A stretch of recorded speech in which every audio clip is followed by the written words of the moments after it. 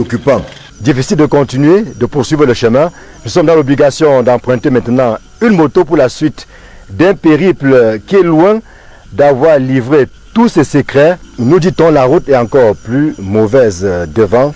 C'est décidément une aventure périlleuse qui nous amène dans le sud profond avec ses réalités et surtout les difficultés que les populations vivent au quotidien.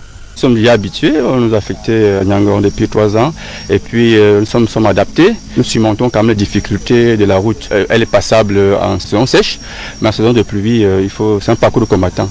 Et bon, comme nous sommes appelés à servir partout, je pense que nous faisons tout pour que nous rendons service à l'État. Le chauffeur a tenté d'aller réparer la pièce en ville et de revenir dans la nuit même, peut-être, parce qu'il s'est débrouillé. Et vous allez attendre? On n'a pas de choix. C'est souvent comme ça? Oui, mais quand la route est mauvaise, on peut faire comment? On a les élites, mais on ne sait pas. Ne pouvant attendre et disposant déjà d'une moto réquisitionnée depuis Ebolova, nous décidons de poursuivre notre aventure, rassurés par le Beskinner, pour que l'engin à 2 roues offre plus de garantie, surtout que nous n'avons pas beaucoup de choix. Aussi allons-nous cravacher dur pour nous frayer un chemin dans la pénombre. Mais nous au moins avons la chance, puisque les autres passagers n'ont pas d'autre choix que d'attendre le retour du chauffeur, parti à la recherche des mécaniciens.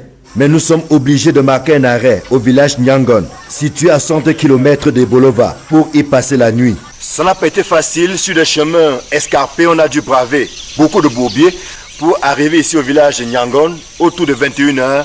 Dieu merci, grâce à l'hospitalité du chef de ce village, nous avons passé une nuit plutôt paisible, mais comme de vrais soldats, nous sommes prêts à affronter toutes les difficultés qui vont se présenter justement sur ce chemin. 15 km séparent Nyangon de Minkan. Après avoir parcouru plus de 100 km, nous croyons avoir bravé tous les obstacles et d'avoir fait le plus dur. Que non, entre Nyangon et Minkan se trouve une colline interdite aux cardiaques. Nous prenons plus de 45 minutes pour la gravir, encouragés par des compagnons d'infortune dont le chemin va croiser le nôtre. Le nom de cette colline s'appelle Nkole Sabon. Une colline qui n'est pas facile, hein? C'est très compliqué parce que ça commence ici en bas et ça finit dans le village qu'on appelle Mekade. C'est trop fatigant. J'enlève même des fois mon haut, comme ça j'attache au rein. Je reste comme ça là avec le soutien pour monter. On n'a pas de choix. La moto s'est débrouillée, nous, à pied, on essaie d'y aller aussi. Bon. Et c'est logiquement qu'après avoir franchi cette autre étape, plus que difficile, nous nous arrêtons au village Messambe. Question de reprendre des forces autour d'un plat de porc épic, espèce très prisée dans le coin. Ça nous permet de recharger un peu les batteries avant de poursuivre le chemin. Vous savez, faire 75 km entre Ebolova 1er et Minkan en passant par les Nyangon.